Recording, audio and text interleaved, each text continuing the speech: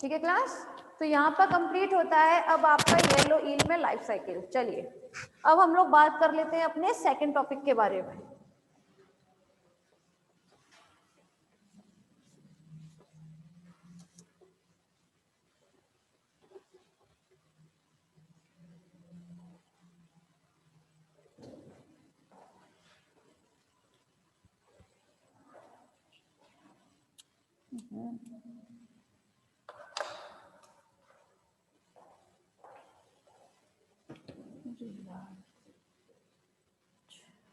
एक चौक तो लेकर आओ यार,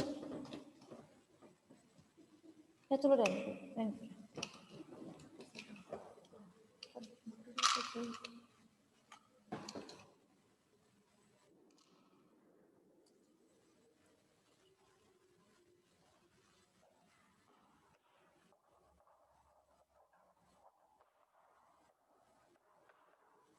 next topic is parental care.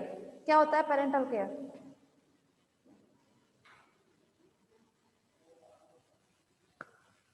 क्या होता है पेरेंटल केयर? एग्जैक्टली अगर मैं देखो इसी में से बता देती हूँ, ऊपर जो लिखा हुआ है पेरेंट्स के द्वारा की जाने वाली केयर को हम बोलते हैं पेरेंटल केयर। ठीक है, अगर हम ह्यूमंस से बात करते हैं तो मैमल्स में तो बहुत शानदार पेरेंटल केयर देखने को मिलती है ना। लेकिन हमारा टॉपिक यहाँ पर मैमल्स में नहीं है, हमें पढ़ना है पेरेंटल केयर इन फिशेज। ठीक है, तो फिशेज में भी पेरेंटल केयर देखने को मिलती है पहली बात। अब जरा बात कर लेते हैं पेरेंटल केयर की। जब हम लोग क्लास बात करें तो इसमें जनरली होता क्या है कि आपकी जो मेल और फीमेल दोनों ही टाइप की फिशेज मौजूद होती हैं। लेकिन इसमें खास बात क्या है फिशेज में पेरेंटल केयर में कि जनरली जब भी हम पेरेंटल केयर की बात करते हैं तो जनरली फीमेल जो होती हैं वो पेरेंटल केयर ज्यादा करती हैं, है ना। हम लोग मैमल्स में देखें तो जनरली कौन करता है पेरेंटल केयर? फीमेल्स किया करती हैं। लेकिन मैं आप लोगों को एक बात बता दूं, लेकिन जनरली अगर आप मैमल्स को हटा देना तो जनरली जो करता है वो आपका मेल होता है। आप चाहे, मैं फिशेस की ही नहीं बोल रही, मैं इन्वर्टिब्रेट की भी बात करूं तो आप लोगों ने सुना होगा जो बिच्छू होता है उसमें जो मेल बिच्छू होगा, ठीक है, स्कॉर्पियन, ठीक है, वो क्या करता है हमेशा अपने एग्स को अपनी पीठ पर लेकर चलता है। उसमें से हैचिंग होती है, हैचिंग के बाद क्या निकलते हैं? छोटे छोटे स्कॉर्पियन निकलते हैं। वो अपने न्यूट्रिशन के लिए क्या करते हैं? अपने ही उस फादर को जिससे भैया वो लोग बने हैं, ठीक है, उसी से न्यूट्रिशन टेक करते हैं, उसको खाते हैं धीरे धीरे। इस हद तक खा लेते हैं कि उसमें लास्ट में उसकी डेथ तक हो जाती है, ठीक है, पेरेंट की जो। लेकिन इसमें हम लोग बात करें जनरली कोई पेरेंटल केयर करता है वो मेल ही होता है जो पेरेंटल केयर करता है, फीमेल नहीं होती है। फीमेल जनरली करती है या तो एवीज में या फिर आपके मैमल्स में। जैसे हम बात करें तो बंदर है, बंदर में कौन करता है? फीमेल ही करती है ना, तो ये तो मैमल्स में ही आ गया आपके। लेकिन जब हम लोग बात करें क्लास फिशेज में तो फिशेज में जनरली मेल किया करते हैं। ठीक है, तो पेरेंटल केयर भी अगर हम इसे भी 4 पार्ट्स में डिवाइड कर सकते हैं। ठीक है, जैसे फर्स्ट में सिर्फ और सिर्फ फीमेल पेरेंटल केयर करती है। ठीक है, इसमें मेल का कोई भी रोल नहीं होता, वो सिर्फ आते हैं और उनको एग्स जो ये लोग देते हैं उसमें सिर्फ उसको फर्टिलाइज करने के बाद वो चले जाते हैं। उसके बाद पूरा का पूरा पेरेंटल केयर का काम किसका होता है? फीमेल का होता है, पहली बात। दूसरी कंडीशन होती है फीमेल एंड मेल। ठीक है, ये दोनों मिलकर करते हैं पेरेंटल केयर। ये फिशेज में बात चल रही है, किसी और में नहीं। ठीक है, थर्ड कंडीशन होती है कि सिर्फ मेल ही पेरेंटल केयर करता है, इसमें फीमेल का कोई रोल नहीं होता। क्यों नहीं होता? इसके लिए तो बहुत बड़ा रीजन है। अगर हम लोग देखिए मैमल्स को मैंने बताया ना जनरली मेल करता है इसको, इसका बहुत बड़ा रीजन है।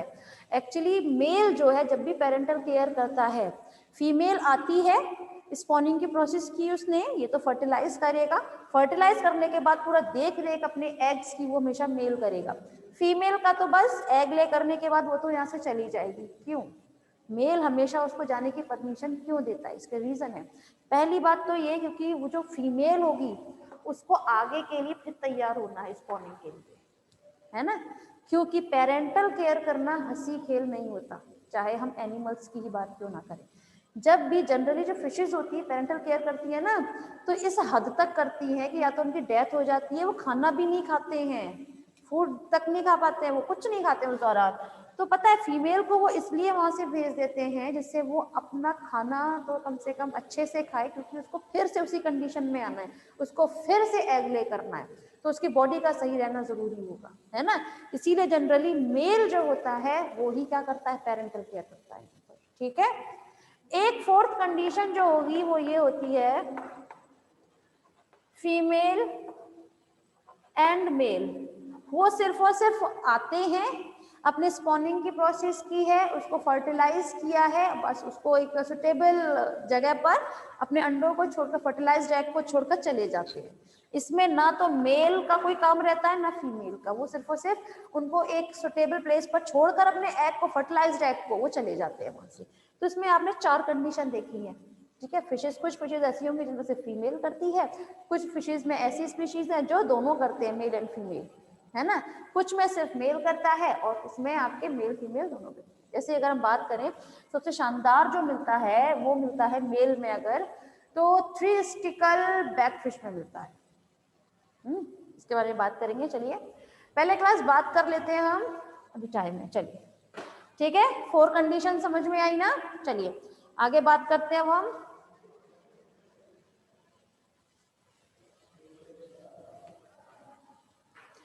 तो क्लास जब हम लोग बात करते हैं इसमें, तो हर एक फिश का पेरेंटल केयर करने का एक तरीका होता है।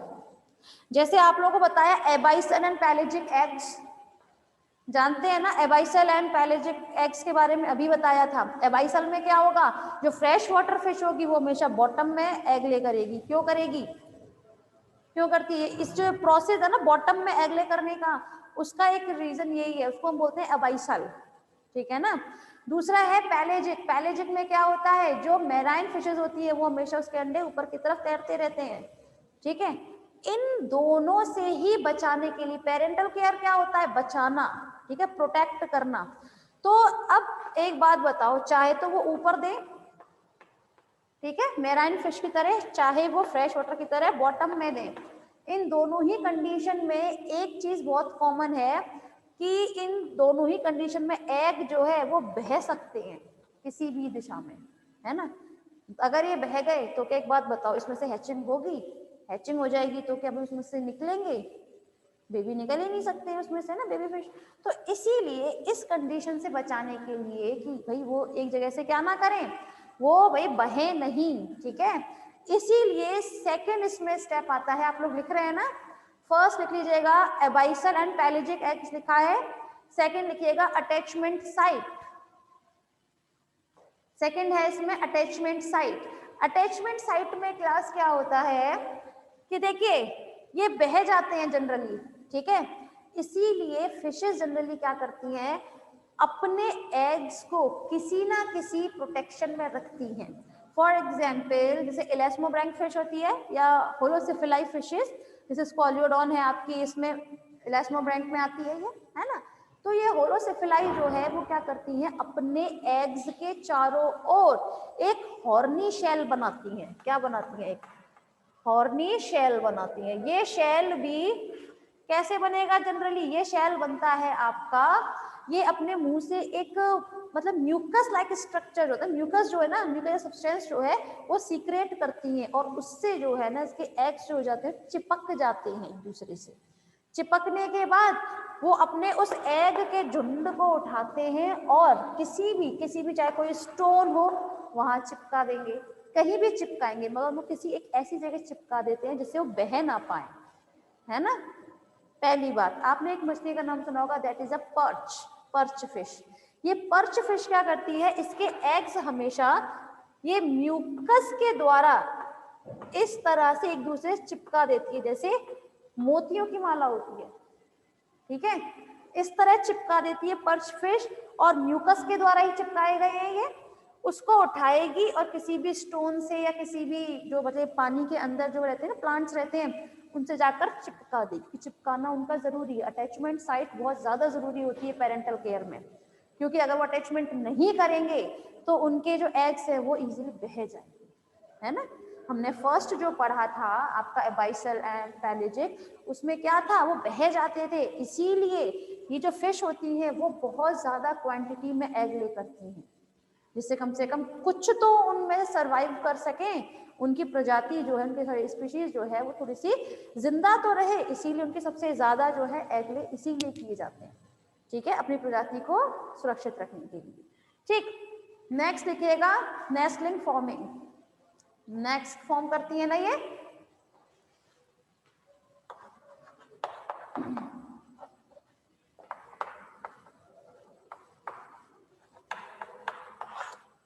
हाँ भाई, कुछ फिशेस जनरली ऐसी होती हैं क्लास जो क्या करती हैं, नेस्ट बनाती हैं, और नेस्ट बनाने में सबसे शानदार जो आपको एग्जाम्पल मिलता है वो होता है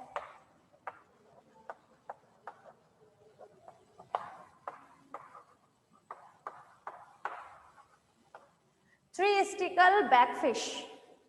ठीक है, इसके बारे में हम लोगों ने इथोलॉजी में बात की थी, अगर आप लोगों को याद हो। अगर हम बात करते हैं थ्री स्टिकल बैकफिश के बारे में, तो इसे हम थ्री स्टिकल बैकफिश क्यों कहते हैं? देखिए, पहला रीजन, ठीक है, ये कोई फिश है, इसके बैक पर इस टाइप से एक स्ट्रक्चर प्रेजेंट होता है, स्पाइन लाइक स्ट्रक्चर निकलता है, ठीक है, और ये थ्री होते हैं, ठीक है, तो इसीलिए बोलते हैं थ्री स्टिकल बैकफिश या थ्री स्टिकल स्पाइन बैकफिश, ठीक है। आपको स्पाइन भी टर्म किसी किसी बुक में देखने को मिलेगा, तो ये रीजन होता है इसको बोलने का। पहली बात, इसमें जनरली क्या होता है, ये जो मेल होगा, ठीक है, ये सबसे पहले पानी के अंदर जो प्लांट्स मौजूद होते हैं उनकी छोटी छोटी लीव्स को उठाएगा, उनको तोड़ेगा और एक नेस्ट फॉर्म करता है लाइक दिस। उनका नेस्ट इस उसमें होता है, ठीक है, नेस्ट बनाया उन्होंने। उसके बाद फिर ये जो मेल है ये अपने एरिया में जाएगा और वहां जाने के बाद कोर्टशिप की प्रोसेस करता है, ठीक है। कोर्टशिप क्या होता है? कोर्टशिप क्या होता है?